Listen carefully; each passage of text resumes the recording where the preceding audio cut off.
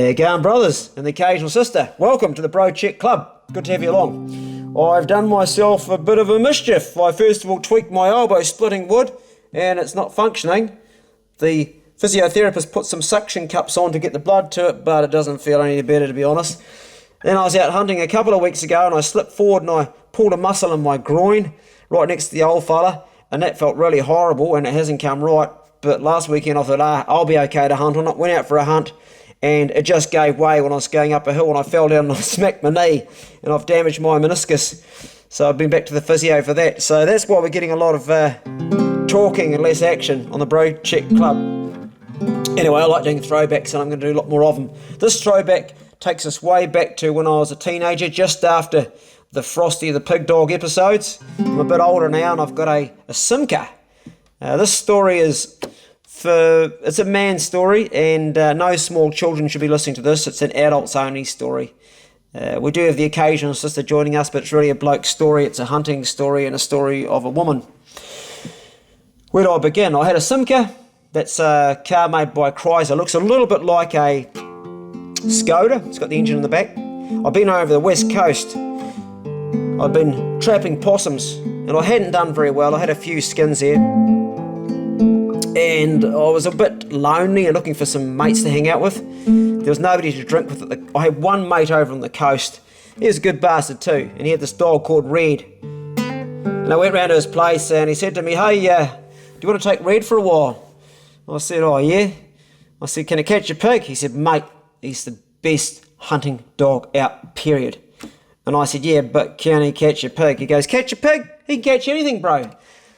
Basically, when a hunter tells you his dog can catch anything, what he's saying to you is, "I've done absolutely no stock proofing on my dog at all, and it just might catch the farmer's sheep, or it might jump on his bull, or it might even dog his horse, or it might grab a domestic goat."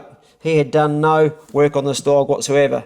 Red was a bit of heading dog. He looked like he had a little bit of beardy in him. Pretty easy dog to get along with, and he had a big red patch down the front, which may have come from God knows what. Could have even come from an Australian sheepdog, wouldn't know. I eventually decided I'd take Red. I said goodbye to me mate.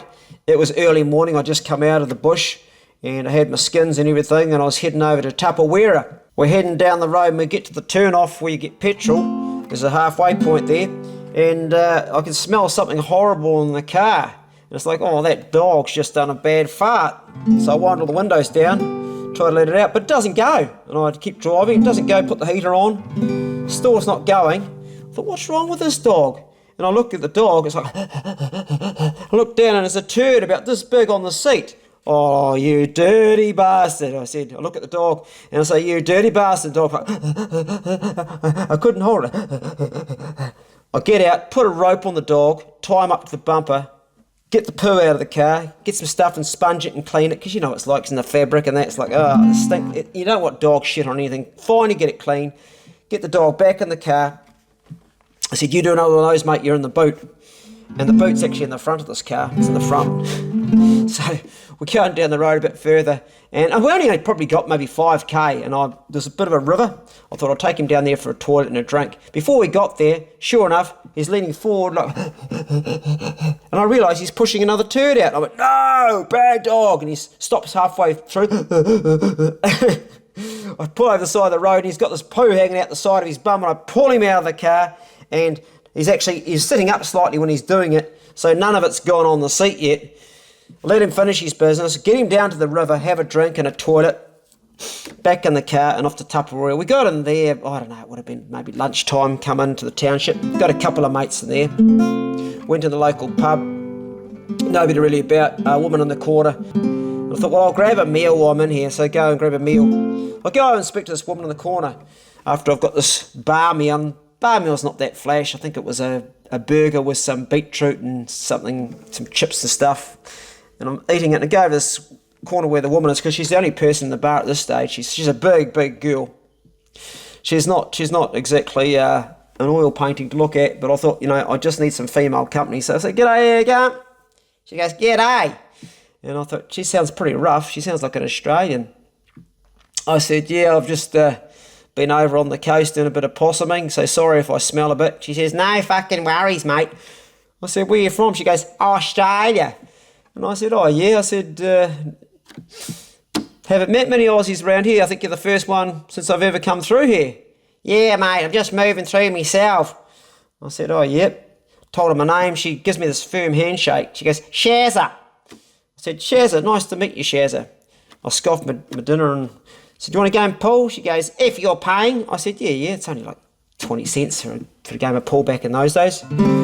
Put some money in, queue the balls up. She was bloody good. Get talking to her. She's a big, big girl. Rough looking, ugly enough to eat gorse, but friendly, lots of fun. I said to her, you got a bloke? Oh, fuck that, she said. Fuck that. I said, all right, yep, no worries. I said, guess you're not looking for one. She goes, no, not looking for one. No, fuck that. No, but do you want a root? I was like, sorry? You fucking heard me. Do you want a root? I thought about it. I thought, geez, I haven't been for one for a long time. And I wasn't a very confident bloke back then with girls. I don't know why. I wasn't a bad looking rooster, but I just had no confidence at all. And nobody ever spoken to me like that before. And, I'd been in the bush a long time and pretty lonely, and I thought to myself, geez, she's pretty rough. And then I thought, yep. And I went, yeah, okay. She goes, yeah, okay, we'll sort that out. I was like, fucking hell. Just keep playing a bit of pool. I went and bought a jug and her one for me as well, and got that down the hatch. She was drinking very slow, and I thought I'm probably going to need a couple of jugs here. And as I got drinking, and she was fun to hang out with and that, I said, do you want to feed before we go? She goes, where are we going? I said, well, didn't we have some business we were going to do? In good time, mate. I ended up having about 4 or 5 jugs, and it's like I'm starting to get a little bit too much. And I thought I better stop because I'm not going to be able to drive. There's no way I could drive. And 2 of my mates come into the pub. They come on, wave, say, g'day. And I thought, oh, geez, I'm hanging out with this bird. And they come in and looked at me and looked at her and both smiled. And one mate goes, she's fucking good, mate. And I went, oh, have you been there? He goes, yeah, mate, yeah. I thought, fuck, I don't want to be your tunnel buddy. Oh, yep. His other mate goes, mate, you won't regret it. I said, you've fucking been there too? Yeah, mate, yeah. I thought, geez, has everybody been in here? The bar woman, I looked at her. She said, you want another drink? And I was boasting, I was getting pretty drunk. I said, oh, yeah, fuck it, I'll have another drink. So I had another drink, and I turned around and looked at Shaza, and by now she's starting to look quite good. And the boys are talking to her, they're all getting on like a house on fire. A few other people start to come in now as the week's starting to wind down. It must be about, I don't know, 2 o'clock in the afternoon by now, or maybe 3. And I'm on my tot, I'm drunk. I said to Shaza, I said, I think we better go home. I can't drive, I'm too drunk. You'll have to drive. She's only had 1 jug. She goes, fine, okay, I'll take you home. I said, well, got a bit of a problem there, I don't have a home. She said, where are you living? I said, I've been living in my car, living in a tent. But I thought we could go to your home. She goes, I don't fucking have a home. I said, well, where were you going to stay? And where are you staying? She said, I'm staying wherever I lay my head. And I said, well, where'd you stay last night? With somebody. I thought, geez, Shaza gets around a bit. I said, I've got a great idea though. She goes, what's that? I said, there's a place up the range where I hunt. And there's these dog hunts. You can stay in for nothing, and they've got a nice fireplace. I was pretty drunk when I was talking, so it wouldn't have sounded like this. I would have been dribbling a bit. All I remember was her helping me out to the car. She's putting her own bag in the car. It's only a small one. I said to her, have you got a sleeping bag in there? She goes, yeah. And I said, it's pretty small. What else have you got in there? She goes, I've got a few other lady bits and bobs and bits. I said, alrighty. So we're in there and I'm in the passenger seat. We're toddling on down the road. Red's in the back. As we're going down the road, I can smell her perfume mixing with the beer she's been drinking and the cigarette she's got hanging out her mouth. It was a fine blend of woman, sweat, perfume, and dog farts from Red in the back going on inside the wagon. We get to the car park eventually after God knows how long driving and how many cigarettes. Get out, and she's got a little lady bag with the stuff in, and I've got the pack on my back. I close the door, lock it. I put the key in a place we're going to find it on the car, and then off we go down this track. Well, we didn't go very far, and Red buggered off. And I thought, it's too soon to be catching a pig here. He's probably chasing a rabbit or a hare or a possum, because there's a bit of farmland next to where we were. I was hoping he wasn't going to go into the farmer's paddock, because I didn't know how stop-proof he was. Anyway, couldn't find the bastard. He disappeared. And normally I would have stayed where I was until he came back, but I figured he was a smart dog, he'd backtrack and he'd follow my scent up the track. We carried on going for ages and ages, and he didn't follow my scent up the track. Dog still hasn't joined us, and she's up the track with her little bag, walking along there. She's twice as fat as me. I mean, I'm as skinny as a gum digger's dog. I mean, she's big. She's big girl carrying a lot of excess. She's got boobs like big bazookas going out to here, and these great big bum like a working bullocks. She's a big gal, you know. And I'm the opposite. I'm skinny as. So we're a fine looking pair. We really were. Going along, the alcohol's starting to wear off. I'm getting a bit of a headache. Stopping a creek for a drink. I'm a bit dehydrated. I'm at this creek, and it's been like an hour and a half, and suddenly I hear, and here's Red beside me, and he's got scratches all over his nose and his eyes. And I look at him, he's having a drink. And he's got the telltale sign of having done a possum, a bit of fluff in the corner of his mouth. I smelled him, yeah, that's bloody possum. Oh, we're off to a great start. One possum down. She goes, how long is it to this fucking hut, mate? Because I'm buggered. I said, it's not far to go now. Maybe another half hour. I was lying, it was about another hour for her at her speed. She was still going okay, but not as fast as I would. About 3/4 of an hour, we finally get to the hut, and she goes, I'm fucking pooped. And I said, no worries, I'll make a cup of tea. I put the fire, got that going, put the billy on. I gave Red the last bit of dog tucker that I had in my pack. And I said, you probably don't need it, dog, because you've been feasting on possum, I reckon. But I don't know, he might have just beaten the thing up, because don't know if he'd eaten it or not. But I gave it just in case, because I hadn't fed him all day. And she goes, I'm fucking hungry too. And I said, all right, I'll cook you a feed. So I had some really old bacon, and I opened up the plastic packet, and it's like, ooh, it's a bit sticky and a bit green. Stick it in the pan, she'll be right. Stick it in the pan, fry it up, put some other stuff that I had, that potato that's dried. It's pretty horrible stuff, some dried peas, usual bush tucker.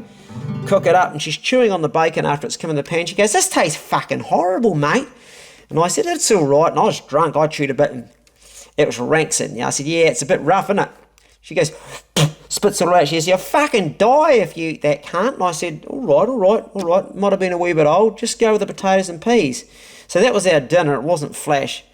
I said to her, I'm going to take the dog out and see if I can catch something. She says, well, it already fucking has caught something. I said, yeah, a possum. She goes, no, it caught that bird. I said, what bird? Well, I'd been out to the woodshed getting some more wood in, and it brought a bird. And I said, where's the bird? She said, over there. I said, oh, fuck, no. Oh, no, that's a whacker. Oh, no. I said, oh, shit, they're not allowed to kill those. I said, you tell him off? She said, no, I told him he's a good boy. I thought we could eat it. I said, well, you can eat them, but it's illegal to eat it. She goes, waste not, what not? I said, we're not eating that. I said, if a dock ranger comes and finds out, we're going to hide that. We're not going to eat that at all. And I said, you get rid of that. Don't want to get caught with that or found with that. Now we're in big trouble. She's like, yeah, whatever. So I take the dog, and I'm going to go off for a hunt. So we head on up this gully. She's staying behind at this stage. In the hut, she's pooped. Go up this creek. Heading on up this creek, and there's little bits of pig sign here and there scattering. The dog's just like, you don't know what the dog's going to catch. Heads on up the creek, and next minute I hear,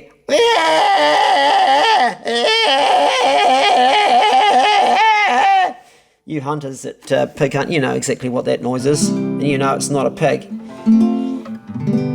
Then I hear, fucking leave it, you mongrel, you get off that. You goat munching dog. And it's got this little goat about this big. It's only a wee one, just a wee female goat in the creek. Oh, God, get up there, and the poor old goat. I'm going to have to put it out of its misery. I tell the dog to piss off, get out of it, and he's like looking at me as if he's done something good, and the goat's in the creek lying down there. Sort of eyes going round its head. I quickly give it the knife. I thought, oh, fuck. Well, that's my pig hunting stuff, the whole area, all the noise. I'll go back to the hut. So I go back to the hut with this goat. I've taken probably maybe half an hour to get back, and in the time I've got back, I get in there, and in that time she's gone into a deep sleep. She's lying on the bed.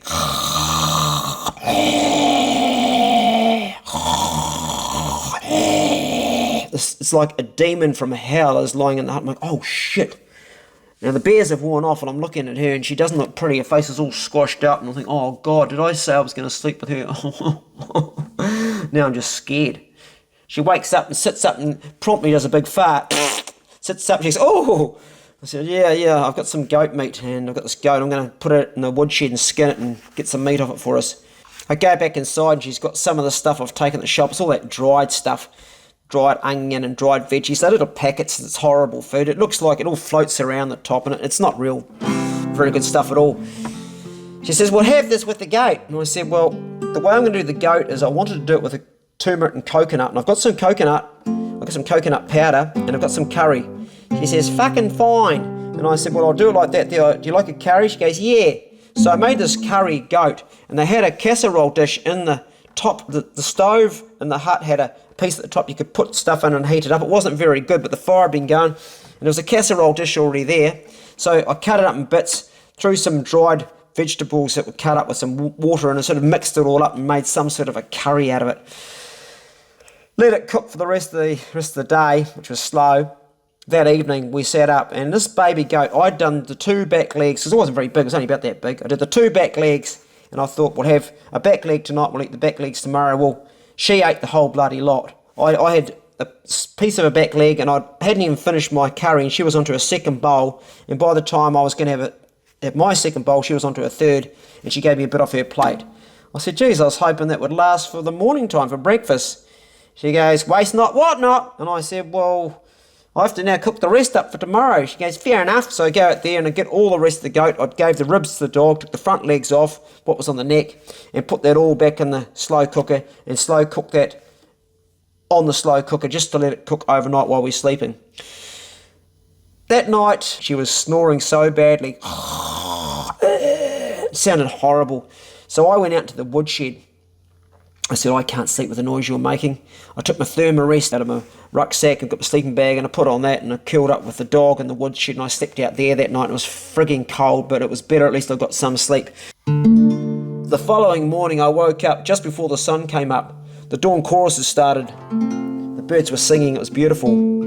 Reb was all nestled up to my belly trying to keep warm and I was trying to keep warm next to him. I'd slept pretty good considering we'd been in the woodshed. He looked at me, that dog, as if to say, what's going to happen today, boss? You're going to behave yourself. That's what's going to happen today, dog. I went inside the hut and there she was in all her glory. Like the devil herself sleeping in the bed. I thought, oh my God, Shaza, you don't look fresh, mate. Big old fat face all squashed up. Dribble going down on the pillow. Fire was flickering away. I'd stuck a great big massive piece of beech on it that night before and it was still keeping it going. I went, good morning. She woke up and looked at me with squinty eyes. Morning. She put a billy on the range as I went about putting into 2 bowls the goat that we put in the night before, and that was our breakfast, another meat breakfast. We were like seriously on a carnivore diet. I scoffed a little bit of that and she cleaned up most of it, had a cup of tea, and I said to her after that, I said, I'm going to go and see if I can catch us a pig, because that's what I come happy for. She says, yeah, fine. And that was all the food pretty much we had. The goat was gone. It was only a small goat and she was a big eater. So I was hopeful to get something. I said, I should be back around lunchtime, but if I'm not, you just have to go without lunch and I'll see you maybe later on, because it's quite a walk up the creek we want to go. So I went back to the same place where Red had caught the goat before. I get on up there probably another half kilometre further up the creek and I start to see the telltale signs of pigs. There was a mark on a tree that was really high, and it was too high to be a boar's, because boar will grind their tusks and they'll mark a tree. It was too high. I thought it had to be a stag. It wouldn't. If it was a boar, it would have been a massive boar. So I was like a little bit sceptical about that one. And there were some smaller marks around too. Carried on a bit further, and then I heard it. The old pig squeal. It's one tone always. And he's caught a bloody pig. Didn't sound like a very big one, but a pig's a pig, and I ran. No tracking gear in those days, just by the sound. Got up there, and here's this pig, probably about, I don't know, 20 pound, about that big, little fatty. The dog's got at the front in the creek, and the pig's like standing there. Get a knife into it, take it off the dog. Good boy, I say to the dog, give him a good old pat. Dropped the guts out and I thought, well, it's a small pig, but it's a meal, you know, that'll feed us for a couple of days. This is bloody good.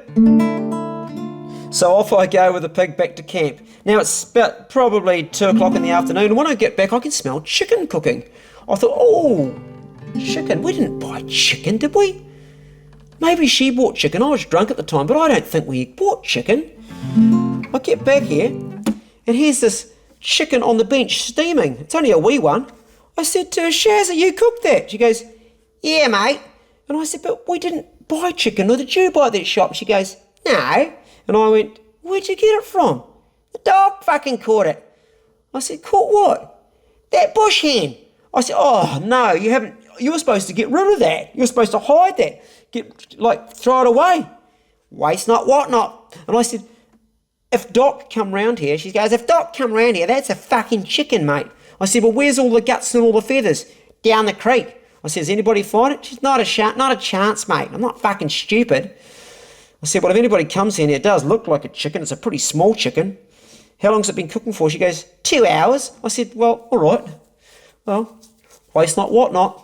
So we started chewing on this whacker. And I gotta say, tasted pretty bloody good. Tasted like a mix between pork and chicken. Shaza was a lot of fun. She was a lot of fun. We still hadn't had a root, but she was a lot of fun. That afternoon we just lay around and did bugger all. Played cards, told stories. She was funny. I pulled the harmonica out and I played a few songs. She really liked the harmonica. She said she liked that, was her favourite instrument.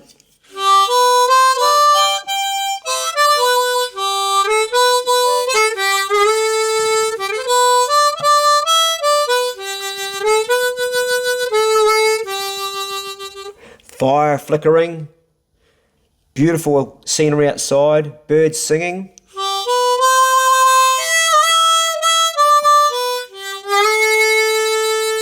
The faithful dog. And meat hanging up. Everything perfect. Everything perfect. And Shaza. Yeah, she was rough, mate, but she was fun. Anyway, I said to her after we sort of had our food and that, I think I'm going to sneak out for an evening hunt. There's still time in the day. I'm not going to waste the evening, because the evening's always the best time. Grab me torch. In those days I didn't have a head torch, I had a handheld torch. It was a horrible one. It was a big bloody heavy dolphin thing with a big battery. These days we have a strap-on job that goes here, but back then we didn't have those. I shot on up a creek opposite the other creek I'd gone on the other side of the gully, where there's 2 creeks sort of ran down and then went to the main gully. I went up the other side there. The wind, I only went up there because the wind was going the right way. We didn't get very far, and I noticed a really, really good mark, like a really, really good boar mark. And I thought, a pig like that, the dog might chase it, but it sure as hell ain't going to stop it. That's a big boar. And I had caught enough pigs to know that it would be well over 100, well over. Well, moving up further and looking around and waiting for something, and the dog just took off, and I thought, I wonder if it's that same pig. I wonder if it's that boar. Well, I didn't have to wonder for too long, because I heard it. And then, gone, broke. It's like, oh shit, never going to find this, because we don't have tracking gear, and it's gone. It's gone, and for an hour, it's now dark. Nothing. Can't find anything, nothing. Another hour, it's even like it's darker. Nothing at all. I don't know where to go, and so I backtracked to the hut, hoping the dog's going to come back. Get back to the hut, and there's Shaza there, and she goes, how'd you get on? I said, well, the dog's still out there. He chased the pig, and I can't bloody find him. She goes, fuck. And I says, yeah. I said, I don't know whether to go to bed or to go and look for it. She goes, I'll come with you. I said, no, you won't, mate. I said, it's thick country, it's steep country. I'm gonna have another crack at it and go somewhere else I think could possibly be, but it's a long walk, so I may not be back tonight. I've come back to get a spare battery. So I used to have these big dolphin batteries. They're a big spare one. I knew I wouldn't have enough battery. Had a bit of feed and shot up with my little day pack. I had a small pack I used to take with me, and a battery, spare battery for the torch, and off I went up the same gully. I went up the same gully and got to the spur, and on the other side there was another gully, and that's where I thought it might have run to. And I got right up the top and I was listening really, really, really carefully. There was no wind blowing at all that night. It was dead still, and I couldn't hear a thing. I'm just about to turn back, and I hear this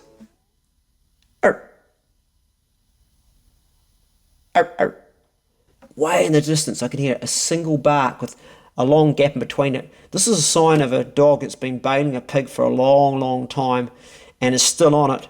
He wasn't a crying like I'm lost in the dark, like a it was a so it started to make my way down, and I was surprised at how quickly the bark got louder and louder, and I'm just following this occasional bark.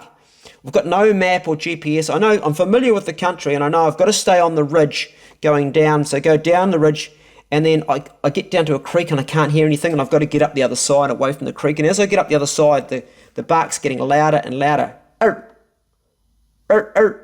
Now, I've got the torch, but I'm not sure where the damn pig is, and it's dark. And I haven't got a rifle or anything, and it sounds like it's bailed. So I don't really know what's going on. It's like dark enough that you can just see a bit of the moonlight filtering through the trees, and it wasn't a full moon. It was a good moon, but not a full moon. There was a little bit of light, but not enough to really see without the torch. And I didn't want to have the torch going in the dark as I got closer, because a light can also put off a pig. So I made the executive decision, I'm going to turn this off and try and navigate through the bush in the dark, through the little bit of moonlight I had coming on, and I could hear I come to a place now where it's quite loud, and there's a bank, and the moonlight's coming straight down because there's these manuka trees everywhere, and there's a big gap, and there's a lot of light, and I can now see Red on the top, and he's barking, he's standing back, I can see him in the moonlight,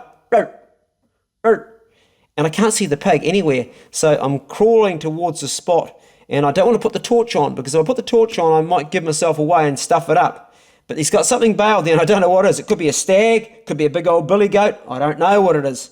And then I see these two ears, and they're just only like 5 meters from me, and I realise, holy shit, there's a boar right there, or a sow, there's a big pig. I only see the 2 ears, and I sneak up, but I can't make out because it's too dark, and I'm going to have to put the torch on. So I put the torch straight at it, get my knife ready, and flick the torch on. As soon as I flick the torch on, this animal goes around, and Red goes flying in and grabs it for a minute, and stands off and barks again, and there's the pig in the torchlight backed up to the same bank. It's done a circle, and Red's hit it, and he's come back, and now he's bailing hard because I'm there. I've got the torch, and my heart's going. I've got to have both of my hands free to get the pig, but Red's not holding it, and I never do this normally, but I stuck the knife between my teeth, so I had better grab it from there rather than pull it out, because I was going to need 2 hands to pull it out. I had a crap sheath that was locked down, and I wasn't just going to be able to get it out if I grabbed it, so I had it between my teeth with the blunt end in my mouth, and I stood on the bank, and Red's like, now he's almost getting ready for the hold. He knows what's going on. He's a clever dog. Now this pig is below me, I'm above it on a bank, and it's backed up in this bank. Now all I can see is the front shoulders and the head and the 2 ears. I can't see the back, so I don't know how long it is. It could be a 80 pounder, it could be a 180 pounder. I don't know, but I'm about to find out. My heart's beating 100 mile an hour. I've got the dolphin torch in one hand, and I've got a free hand, because I haven't got a free handheld, and I put the dolphin torch on the bank and sit it in a place where hopefully it's going to stay, leave it there, and light up my area, which is not very big. Dog's barking, got the knife between my teeth, and I jump from the bank straight over, and as I jump at exactly the same time, Red decides he's going to go for the hold, which wasn't ideal because the pig went to lurch forward. So as the pig went forward, the dog grabbed onto it. I ended up with a leg on both sides of it. I got one hand on an ear and got the knife with my free hand, and the dog's holding onto the front. The pig's trying to smack that off, and I've got a knife, and I'm trying to get it into the right place. I'm way off where it should be going, way too far back. Get a knife in, that pisses it off. It turns around and tries to get me. Red's holding now onto the other ear. He's gone from the nose to the other ear, and the pig's going round and round trying to rip me. I'm out of the light, so we're in complete darkness now. Everything's just done by sense of feel, and I stick the knife, and I'm going like a bloody sewing machine needle, trying to get this knife, and eventually I hit a vital spot. Now, normally I pride myself on sticking a pig and giving it a quick, humane, fast, coup de grace death, but this wasn't so because of the situation. and I could feel the life go out of it, and it's falling down. I'm just staying all my body weight on top of it. I don't know how big it is because it's darkness now. It's gone out of the light of the torch. Eventually it stops moving, and I'm like, good boy, good dog, good dog. Red's getting all the pats. He's getting the pats, and I'm stoked. It's a good pig. I grab the torch and shine on the pig, and holy fuck, that's a really good boar. I thought maybe 100-pound when I saw it to begin with in the dark, but then when I jumped on top of it, I thought, no, this is more like 150-pound. When I shone the torch on it, it could have been, for all I know, 180, 200. I'll never know because I couldn't weigh it, and there was no way I was going to carry that out. It took me about 15 minutes to find out that I could drag it maybe 20 metres. I was not going to drag it down the hill and back into a place where I could get onto my back. So I took the back legs off and I carried that back to the hut. I got back around, I don't know, just after midnight, pretty late at night. I was onto my second dolphin battery. I come in stinking of boar. It was great to see Shaza when I got back there. She was up and she made me a cup of tea and I told her the story. We had pork hanging up. The following morning, we woke up together, and I actually had slept in the hut that night because I was just cold and tired, and I slept on the upstairs bunk and she slept downstairs, and still I haven't had a root. And we had a breakfast of, she made up a mishmash of stuff, all leftovers from bits of stuff, some of the weka left over, a bit of cold goat that was left over, and some of that small pig. It was just a mishmash, and that horrible dried vegetables. And that was pretty good. And she said, I'm going to make you a treat. And I said, okay. She said, yeah, a dessert. And I said, brilliant. And she made these pancakes. And they were like about that big, cross between a pancake and a pikelet. And they were pretty good. And one thing she did bring she bought at the shop with some that maple syrup. And it's the first time I'd ever had maple syrup in my life, because my mum never used to have it when I was a kid. I went down to the creek. I had this idea. We've got a lot of pork now. And I had this idea I'd try and catch an eel. So I'd fashioned a fishing line using some harakiki. The tooth of an eel, they invert like this, so if they bite flax, they can't release quick enough. So I put this bit of pork in and wound it up and tried to catch an eel, but I hadn't caught anything at all. It didn't work and nothing come around, so I just left the meat tied up in the creek. Maybe an eel might come later and I'd check it out. I got back that afternoon to the hut, and here's Shaza all happy like in the hut. She swept it out, it's nice and tidy, and we're really lucky because this is a public hut and nobody's come. We've got it all to ourselves. There weren't a lot of campers and people in the winter time, more in the summer. I think it was about probably 4 o'clock in the afternoon, and she said, are you hungry? We hadn't really had much of a lunch, just a bit of leftover stuff. And I said, yeah, I could eat now. She said, well, I'll make you a really nice meal and I'll give you a really nice dessert again. I said, well, your last dessert was pretty bloody good. I'm into that. So she made these kebabs, and she got some stuff from the bush, some of those pico or little sort of fronds, which I showed her ones she could use, and she put those on a skewer, and she skewered some pork and did them on the fire, and we had some little bowls of soup that she'd made with the dried vegetables as well, and there was something else, but I can't remember what it was that she'd done. It was quite a big feed, and I was like, afterwards, I was like full. And I said, I can't wait for dessert. She goes, fuck, neither can I. She said, get some more wood for the fire, would you? So I went out to the woodshed and I was stacking my arm up as much as I could to get all this wood on. And I come back in and the fire's flickering, and I open the door and I got the shock of my life. Here's Shaza completely stark bollock naked. I'm holding the wood and my jaw dropped. I was like, I said, you've got no clothes on. She goes, yeah. I said, all right. She goes, it's your dessert. I'm looking at her and I think, fuck. Oh, I put the wood in the basket and she's like smiling at me. And I'm like, oh, I don't think I can do this. And I said to her, oh, look, hey, mate, I really like you and all that. And next minute she's like on her knees. And, you know, us blokes, we're fickle creatures. We're shallow.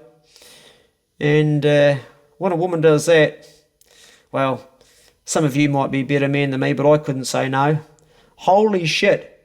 After that happened and the next stage happened, and I'd suited up and for protection and got stuck into it, I suddenly realised what my two mates back at Tupperware pub were talking about.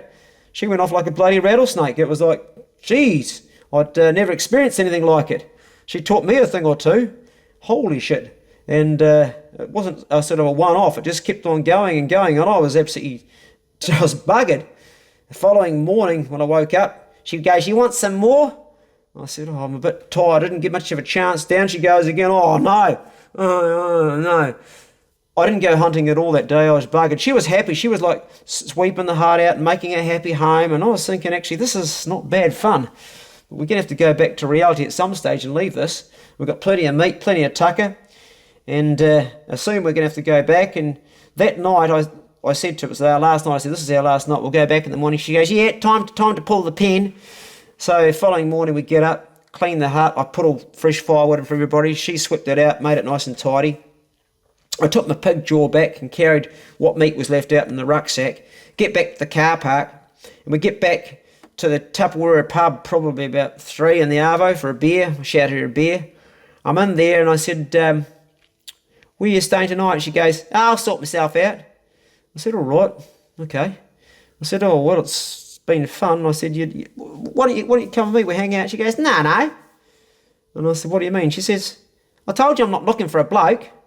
And I said, "Yeah, no." I said, "I'm not looking for anybody either. I just thought we could have some more fun, that's all." She goes, "No, no. See ya." And I said, "Righto." I felt a bit sad.